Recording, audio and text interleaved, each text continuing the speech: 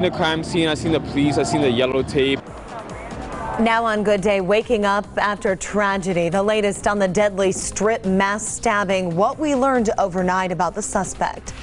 Plus, holiday hiring already in full effect. What one massive e-commerce company is offering as incentive to new workers. Plus, she's sweet, sassy, and she's joining us in the studio right now. Hot Chocolate talking all things Pride here on Good Day Las Vegas. Stay tuned. Now, this is Good Day Las Vegas. Live, local, now. 6 o'clock, good morning to you here on this Friday morning. We do have team coverage of the deadly mass stabbing on the Strip, but before we get to that continuing coverage, let's get you out the door on the road safely. Sherry, it's a busy weekend. We need some good weather. Super busy weekend, and it's been a warm October week, that's for sure. Temperatures staying above normal. We were back into those low 90s yesterday. Gorgeous shot looking out through the high roller off to the east where we see some early light, and you can tell we've got clear skies out there. More neighborhoods cooling off to the 60s. That's more fall-like, isn't it? We get these mornings in the 60s. It feels good. So longer nights allow us to cool down more. We've got humidity between 25 and 30% and dew points in the 30s. So we've been cooling off more and drying out more in the mornings. 80 degrees by mid-morning. We'll be on our way to some nice warm mid-80s by noon. Sunscreen, don't forget it. We still have a UV index of 6 in the afternoon. So if you're outdoors for a while, you might start to get a little pink if you're not protecting your skin. 85, the normal high. We're looking for low 90s and some light northeast breezes for your Friday. We'll see if the weekend brings any changes. And what about next week? Things have already changed since yesterday's forecast. Let's get to the roads. Good morning, Nate. Well, the only thing changing here is more cars getting out onto the road. South 15, you're getting busy now around Sahara. There are a couple of cars off on the shoulder, so that could be a lot worse. In the meantime, you still have some lane restrictions because of the NDOT I-15 Tropicana project. You know, over the next couple of years, it's going to get really ugly there as they tear down Tropicana. For now, it is just these cones and the lane restrictions that I hope you're getting used to. So far, not a huge delay there. Coming up in our next report, we're going to head on down to Las Vegas, pull over to Spring Mountain, which of course was closed as police investigated that incident yesterday. That'll be coming up in our next report. Heather. It's crazy that happened on the Strip where it's like a lot of tourists and stuff. It could have been anybody. And just that someone likes to be so violent and has so much hate in them. This morning, locals and tourists alike waking up with questions about safety following yesterday's deadly and unprovoked stabbing attack. Roads are back open this morning. As you heard from Nate, the investigation continues. We've got all the angles covered. Our Candace Charles standing by with more about the man accused. First, let's start with what we know. Just before noon, a man wielding a knife on a sidewalk in front of the Wynn began stabbing people at random. Metro says the stabbing was unprovoked. 2 people died, another 6 were injured. Witnesses say one of the victims was a woman dressed as a showgirl, and the whole attack, they say, happened very quickly. At the center of this case, though, all the families now devastated by loss as we learn more about these victims killed, both of them from Las Vegas. The coroner says 47-year-old Brent Hallett and 30-year-old Maris DiGiovanni were both killed. They haven't released any other details about those 2 individuals at this time. As far as the other victims, 2 are recovering at Sunrise Hospital. They're expected to survive. The others at UMC and 1 this morning still listed in critical condition. We are learning more about the suspect this morning. This man here behind me, Yanni Barrios, now behind bars. Candace Charles joins us live now from the Strip with more on what we've learned about him. And Candace, first, tell us what's going on in the Strip. What's the mood like there this morning? Well, you know, the Strip really never sleeps, Heather, but people are finally getting up and starting to walk around. A lot of people looking and seeing extra police on the Strip here today and wondering really what's going on. Unfortunately, police say 32-year-old Yanni Barrios started stabbing people in front of the Wynn. He stabbed 8 people. 2 of those people unfortunately died. They were also from Las Vegas. The security on the Strip has been on high alert as everyone else. Now, this is surveillance video of him running from the scene. Police say Barrios used a large knife to stab the victims. Again, both of those who died are from Las Vegas. For visitors, some who just arrived yesterday, they say it's a shock in such a lively destination, but are happy that police acted quickly. Hey, we're safe here, but I hope this will never happen again, and I see the place that's safe now. There are so many police here, so we're lucky we're alive here. Ramirez is being held in jail and is facing multiple charges, including 2 counts of open murder as well as 6 counts of attempted murder. He's scheduled to appear in court later today. Now, what caused this incident right now, we do not know. It's an unprovoked attack. And of course, as we learn more details, we'll bring them to you. So stick with us right here on air, online, and on social for the latest. For now, live from Las Vegas Strip, I'm Candace Charles, 8 News Now. In court there for his first appearance today. Candace, thank you. Though this was an isolated incident, violence on the Strip has been a growing concern. In fact, there was an arrest made after a stabbing just last month outside Caesars Palace. The injuries, though, in that case were not serious. Back in August, a man shot and killed a family member at the Mirage Hotel inside a room there. 2 women were also injured in that shooting. In March, a tourist was stabbed to death on the pedestrian bridge between New York and the MGM Grand. This prompted county commissioners to redefine the bridge as a crosswalk in order to prevent loitering. Last year, we spoke with the current head of the homicide unit, and he said at the time they were experiencing unprecedented crime around the Strip. Captain Dory Corin said repeat offenders visiting Las Vegas could certainly be a factor, and it needs to be addressed by our legal system. There is a proposal in the works that could soon be implemented around the city of Las Vegas and in the corridor. Now, we first told you about the Order Out corridor in August. It aims to keep anyone convicted of a crime in the Strip corridor out. Some locals are behind it, saying they do want to feel more safe in their hometown again. The ordinance passed in early August. It states those convicted can be banned from the area up to a year, though no word yet on when that ordinance will take effect. There is also a similar proposal in the works for the downtown area from the city of Las Vegas. Of course, authorities are continuing to reassure the community that there is no larger threat. Sheriff Joe Lombardo even praising Metro's response to the incident. I'm very proud of LVMPD and our ability to be eyes on and physically on to take this suspect into custody in a matter of minutes from the crime being committed. At this time, no word yet on how violent acts like this might impact upcoming events on the Strip or downtown, and that does include Las Vegas's annual Pride Parade that's happening this weekend. We also don't know if it'll have a wider reach to events like our city's annual New Year's celebrations. We'll, of course, bring you any updates here on air and online at 8newsnow.com. Some other news to get to here at 6:08. We're also learning more about another murder that happened near Mandalay Bay. This one on Las Vegas Boulevard between Hacienda and Russell Monday night. Metro police say 27-year-old Malik Price hit Christopher David in the back of the head with a brick, killing him. According to a police report, Price told police he did it in cold blood. He's scheduled to be in court on Monday. Nate? Now to some of that other news in North Las Vegas. Police looking for this missing man. He's 51-year-old Daniel Rendon, last seen leaving his home near Centennial Parkway and Aviary Way on Wednesday night. So he has short-term memory loss from a previous brain injury. He's 6'1", has the name Isabel tattooed on the left side of his neck. If you've seen him, please call North Las Vegas Police. To the Animal Foundation, dog adoptions, well, they're on hold again. This following the spread of a serious virus. So the adoption had been stopped earlier this week, briefly resuming for a day before this most recent stoppage. Bottom line, 7 dogs have tested positive for canine pneumovirus. 30 more are showing symptoms.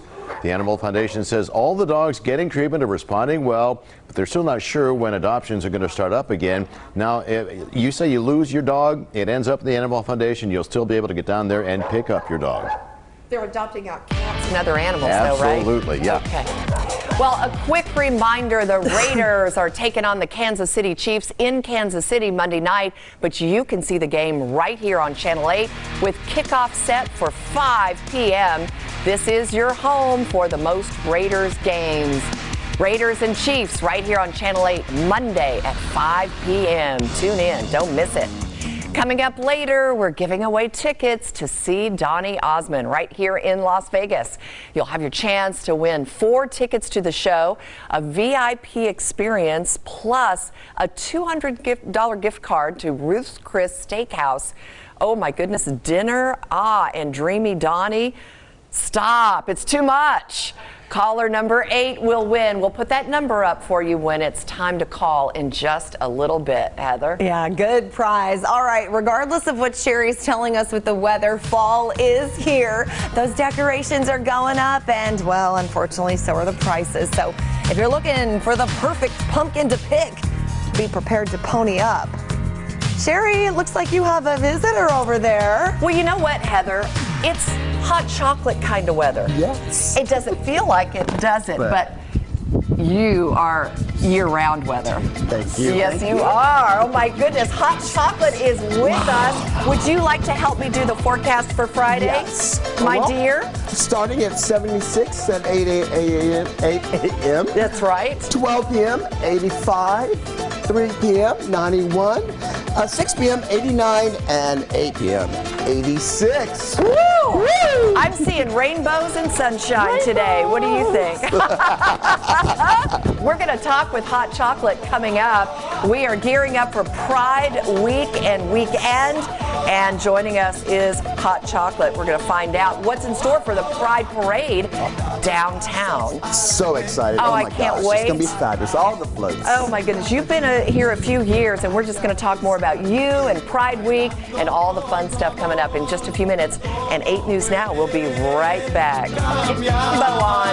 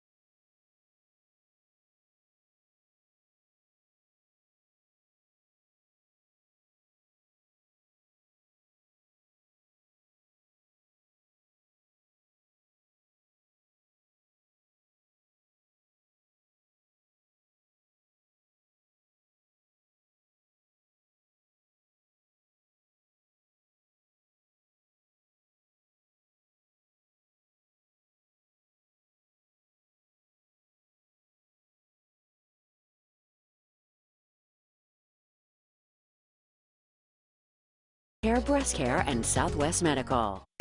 Live. This is Good Day Las Vegas. Now. Time is 6:14. President Biden says he'll pardon people convicted federally for possessing marijuana. President making that announcement yesterday. The pardon applies to anyone convicted of a single, simple possession between 1992 and 2021. The White House is estimating about 6,500 Americans had prior possession convictions. Here in Nevada, state officials voted to allow pardons for thousands of low-level marijuana offenders in June of 2020. And that rule applies to any offender caught with an ounce or less. Nate? All right, let's talk about getting your pumpkin on. Well, surprise if you haven't gotten it yet. It is going to cost you a little bit extra, like about 10% more for now.